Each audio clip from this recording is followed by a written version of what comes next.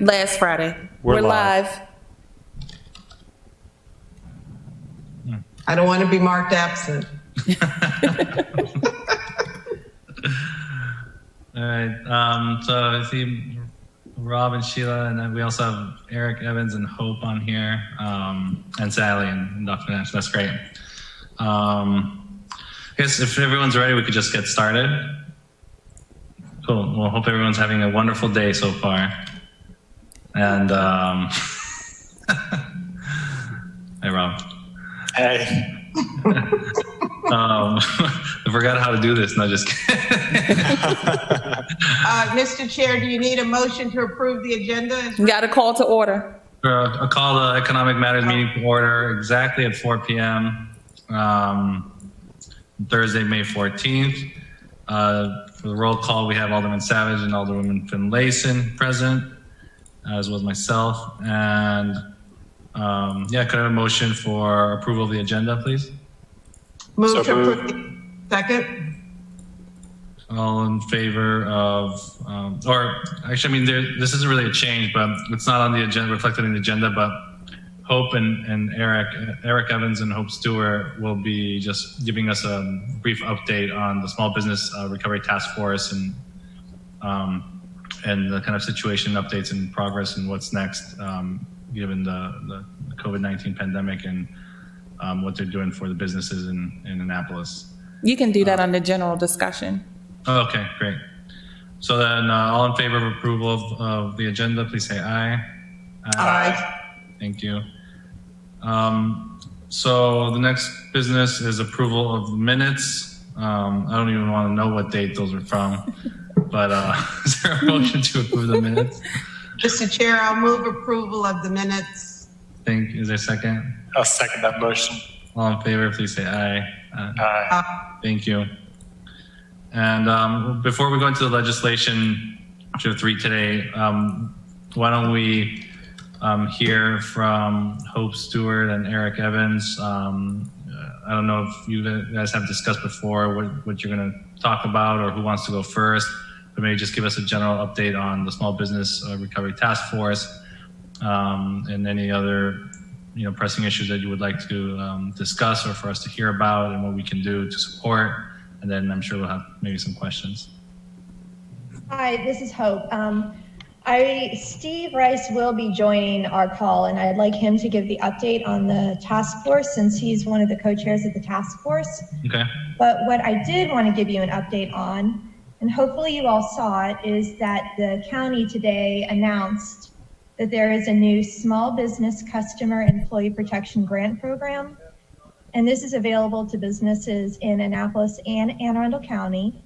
It's for small businesses with employees less than 50 people. And the whole purpose is to provide grants of up to $10,000 so that businesses can purchase or be reimbursed for products and services that are needed for safe reopening.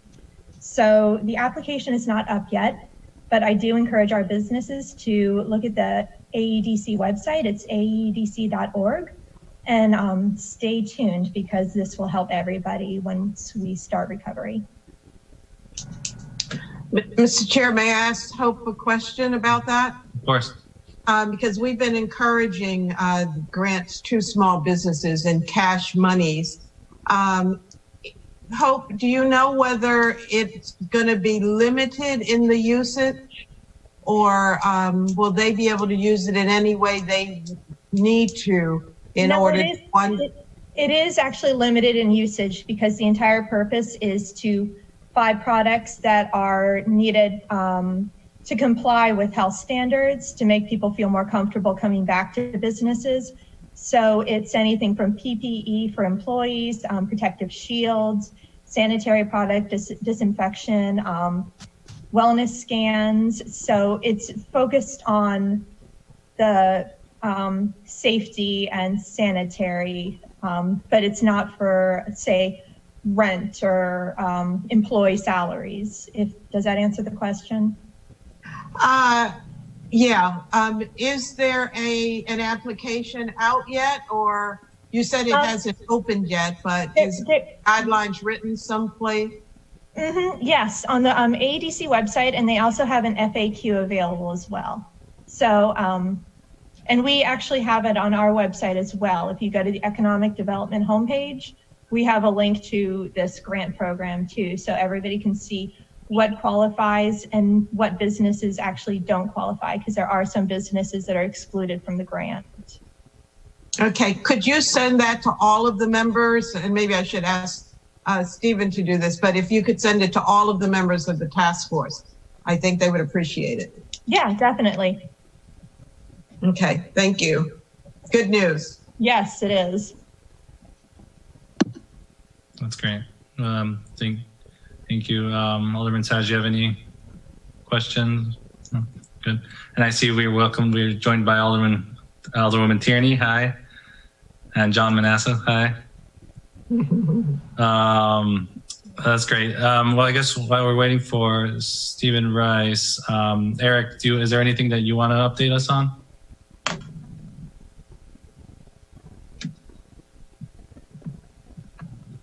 Yeah, sure. Thank you guys for having me here today. Just give you some ideas of things that Downtown Annapolis Partnership and the Arts District are working on to help out in this pandemic.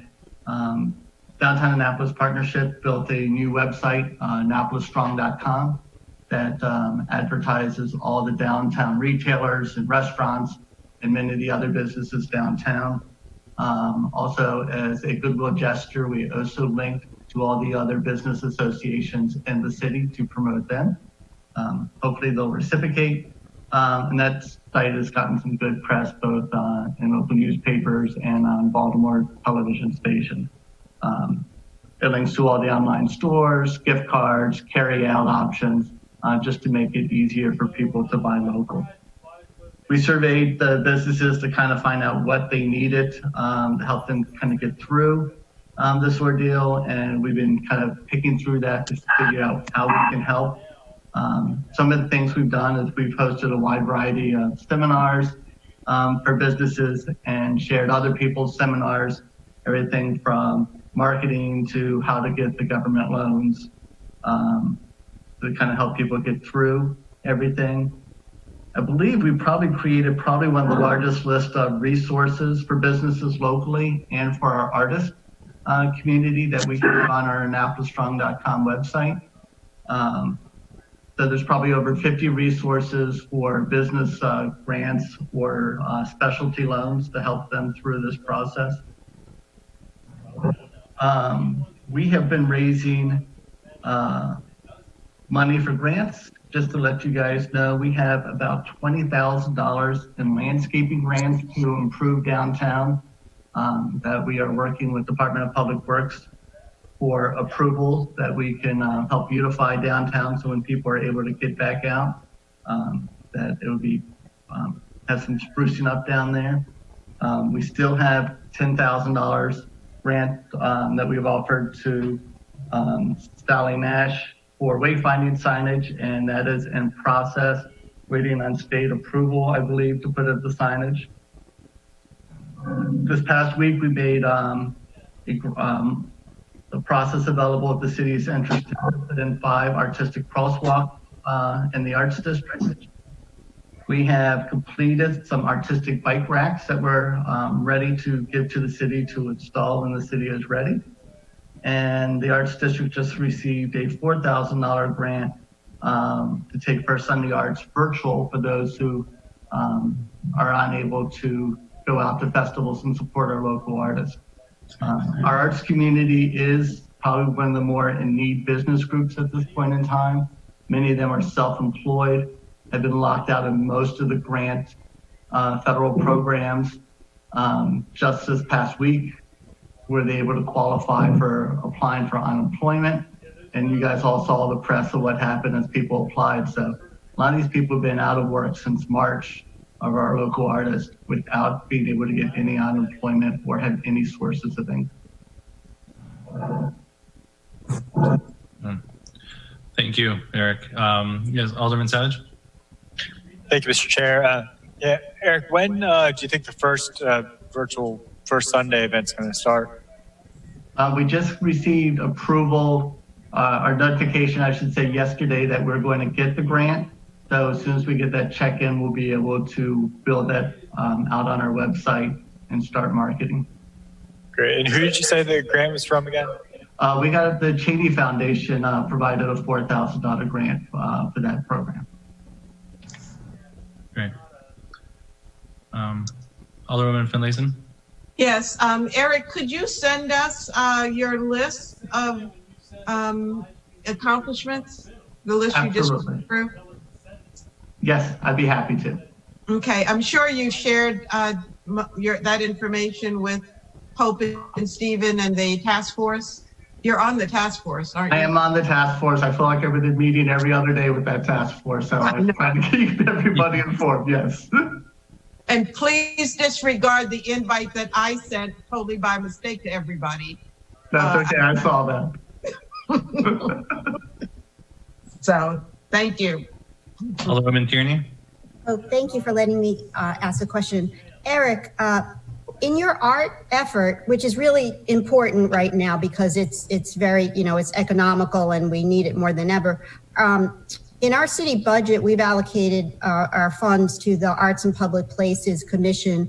Are you working in tandem with them so that you can optimize this art effort downtown? I had made many offers to work with them, and my door is open to work with them. Some of the things that we run into obstacles with is they're not allowed to donate any money towards an event or be even a co-sponsor of an event that has alcohol. So they cannot co-sponsor a First Sunday Arts Festival, for example, even though we're helping 130 artists each month, about 500 over a year. Or we put on the free concerts at Market Space. Because alcohol is served, they're not allowed to participate. So we do have a little bit of hands tied behind our backs as we try to work with them, but I do talk with them on a regular basis. Okay, I was thinking more in the line of you mentioned benches and planters, and if they one idea for them would be to commission an artist to paint the benches or the planters or whatever, and that's why I just didn't want you to overlap those efforts. But I do have, like I said, I've already raised money to pay for 5 artistic crosswalks, and I raised that money last week from some of the businesses along West Street, and I presented that to Public Works, who's now trying to figure out what the approval process is. One of the things I did mention is I did get a $15,000 bond bill to put in murals downtown, so we will also be having that coming forth. So we're doing some nice, hopefully, community give back if we can get through the process. It sounds great. Thank you so much, Eric. Thank you. Yeah, thank you, Eric. I see we have Stephen Rice on now. Steve, hi. Do you want to, Hope and Eric just gave a little bit of an update on a couple of different things, but if you want to give us an update on the Small Business Recovery Task Force and any other thing you think is pressing, please feel free. Sure. I will try to be brief. The task force is up and running. We have over 40 task force members from different corners or almost every corner of the Annapolis business community. We have co-chairs for various committees. Those committees include a Business Advisory Committee, Launch and Reopening Committee, an Activities and Events Committee, an Intergovernmental and Advocacy Committee, and a Survey Committee. And within our Launch and Reopening Committee, we have a number of subcommittees, including lodging, retail, restaurant and bars, maritime, women and minority-owned businesses, and nonprofits. And so our committees have started meeting to, not only get organized, but do the work of the task force.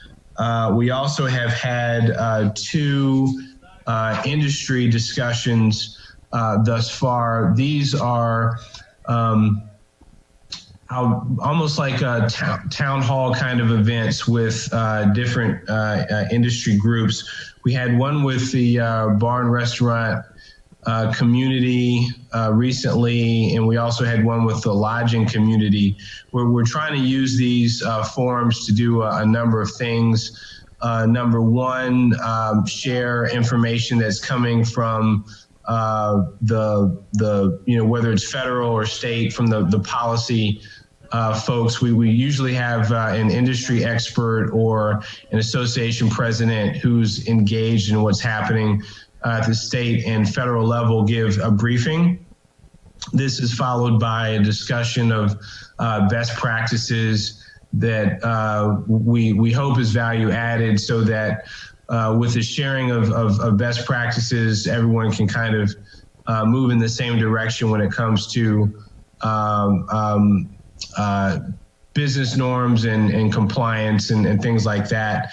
And then the last piece is we poll and ask the participants for recommendations for the task force. So that's kind of the model or the template that we've been using for our industry calls. We have one set up tomorrow with the City Dock Action Committee that's going to discuss retail downtown, and we have another one set up on Monday that's going to discuss retail everywhere else in the city.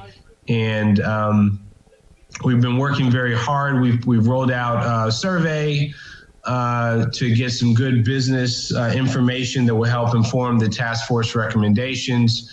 We've had 181 respondents, and we're doing some deep dive analytics on that. We also rolled out some counseling sessions with a gentleman named Patrick Sherney.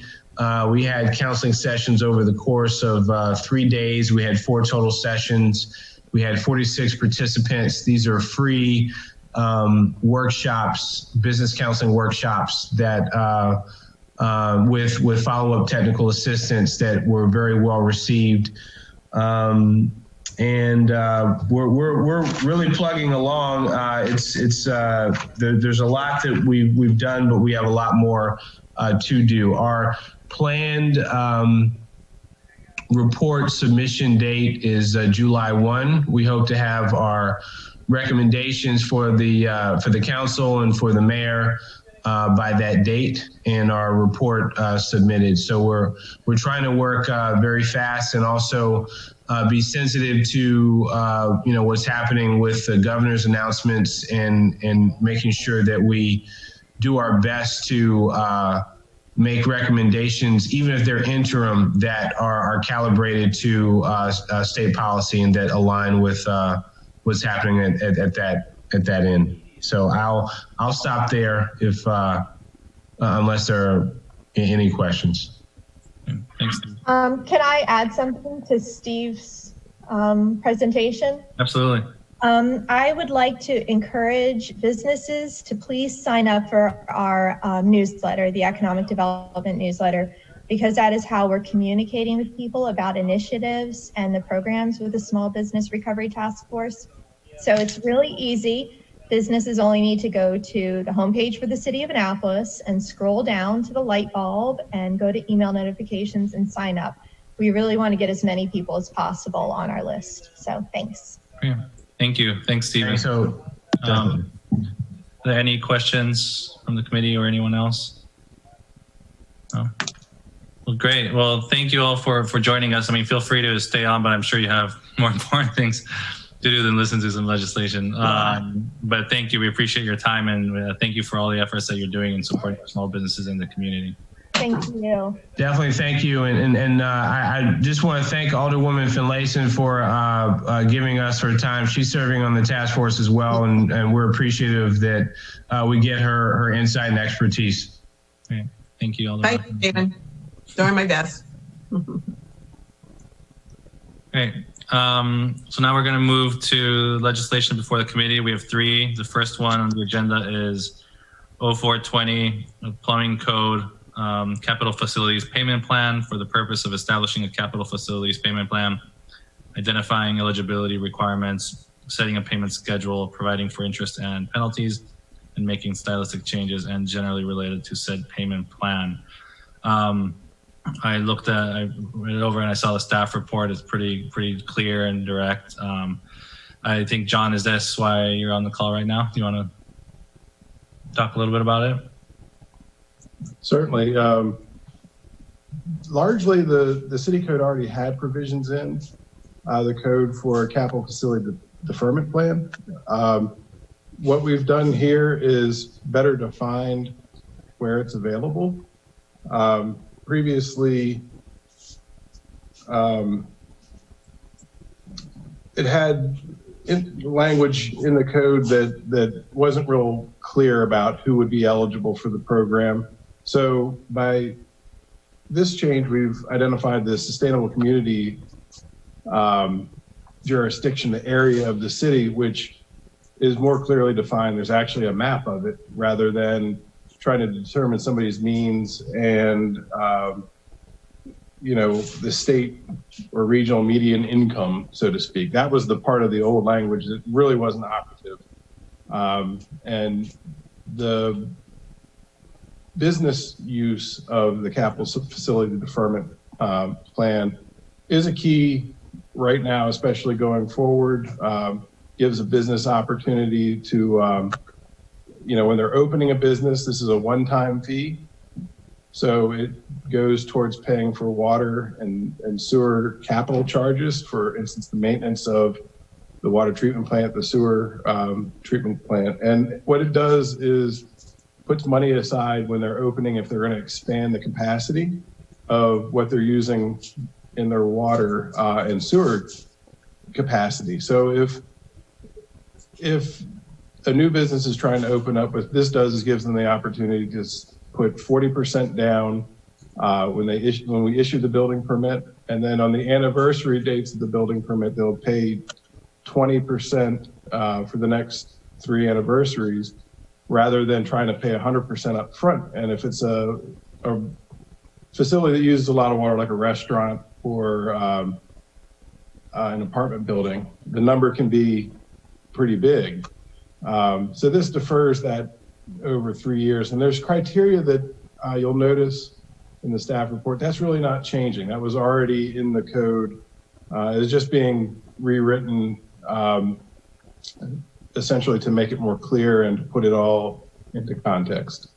But what this also does is make it a little bit more visible for single family homeowners that are trying to develop a new residential lot. The fee and was always applied, and really because nobody could tell what area of the city you were eligible for to apply for this. It made it very difficult for a homeowner to know whether they could apply for it or not. So by saying we're going to define the area as the sustainable community area, if you're in that zone and you're developing a new house on an undeveloped lot, then it becomes clear that you could apply for this. Okay, so a new house on an undeveloped lot. So for example, if the accessory dwelling unit legislation were to pass, and that's a new development on a developed lot, would they still be eligible if they're within the sustainable communities area? That is a different, whether or not the fee would even apply to an accessory dwelling unit is a separate matter that we haven't discussed as far as I know. On my level, I don't have a clear direction as to whether or not a capital facility charge would apply to such a thing. So if there's an existing lot that has a house on it and somebody wants to tear the house down and rebuild it, because it was pre-existing, no fee is charged in the capital facility arena for that. Okay. Other fees might be applied, but the capital facility specifically is not applied to that particular house because it was existing. So if you expand and say you're going to put a second dwelling on the lot, it would have to be a further discussion as to whether or not it would apply. That would probably take different legislation. This is the deferral plan only impacts when a fee has been assessed and how the homeowner, developer, business owner would then repay the fee. So Okay. sort of a separate question on the accessory dwelling units. All right. Well, thank you. That's clear. Thank you. Are there any questions from my colleagues? No? Okay. Well, thanks, John. Seeing none, is there a motion to recommend favorably 0420? Yeah, I'll move that we recommend favorably.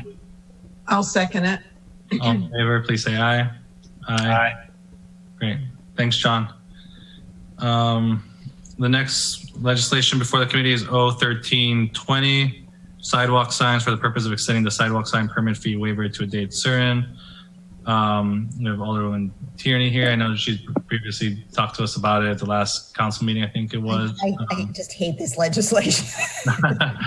I mean, well, this one's pretty straightforward, right? Like extending the waiver. Yeah, it's an pushing amendment to through an the amendment. situation. Yeah. Basically, I got confused last time. I thought the amendment was to the base legislation, which had passed a year ago. This is just an amendment due to the pandemic to postpone any fee, any permit until January 1st. And then it still applies that existing businesses, that fee is waived. They just have to fill in the permit stuff. Yeah. Well, thanks for putting this forward. I think it's important. Are there any questions around it? Alderwoman Finlayson? Yes, I'd like to ask Mr. Manessa, what, if any, impact this legislation will have? I'm not exactly sure. I'm not prepared to speak on that. I think that we've had some discussions, but I'm not exactly sure where Dr. Nash stands on it. Yeah, I think it's Sally. I don't think, or may I interject? Of course, please do. Okay. I don't think it's going to have a huge impact on our revenue. For example, we haven't been getting a whole lot of applications for sign permits. Hopefully we'll get more for these sidewalk signs, so people can take advantage of the fee waiver. But it's $60, so we're not talking a substantial amount of money. The more important thing is making sure we know where the sign's in and that they're placed carefully in the right place so that pedestrians can navigate safely around them. It's a one-time only fee. That's right. So, and it's going to expire in January. That's right. So is it not needed beyond? I think, no, it's a time extension, basically. There's nothing that expires. So it's the waiver that expires in January. That's right. Right. Just the fee waiver. Right. Okay. All right, thank you. Great. So is there a motion to recommend favorably 01320 with, or how should we supposed to do with Alderwoman Tierney's amendment? Yeah, that's the amendment with the new date. With the date, yeah. Okay, I'll move that we support, I don't have it in front of me, whatever the number is. 01320. 01320. All right, I'll second that motion. All in favor of recommending favorably 01320 with Alderwoman Tierney's amendment, please say aye. Aye. Aye. Aye. Okay, thank you. Thank you. And the last piece of legislation is 01720. Unsafe structures placarding for the purpose of authorizing the fire department to placard certain residential and non-residential structures that have been designated as unfit for human habitation or unsafe, and making stylistic changes. This is like the description right there is like essentially it. Like, I mean, I saw the staff report, but what I understand is currently the authority only lies within planning and zoning. And so this gives authority to the fire department or the fire chief to also, and I think that makes sense. Yes, Alderman Savage? I'd just like to move that we favorably recommend favorably, what is this, 01720. I'll second. All in favor, please say aye. Aye. Great. Well, any other business for the good of the order? No? Well, is there a motion to adjourn? I'll move to adjourn. Wow, 30-minute meeting. We're far more efficient. You guys are going to miss me. We have to give Alderwoman Finlayson a break now and then. Yeah. Oh, God. with the finance committee. Yes, I appreciate that. And now with the task force, it's like one thing after another. My dad's like, you're working too much here. Well, Thank thank you, you. Takia. Oh. I know. Yeah, That's right. All right, take care, everyone. Bye. Bye, everybody. Bye. Thanks, Mark.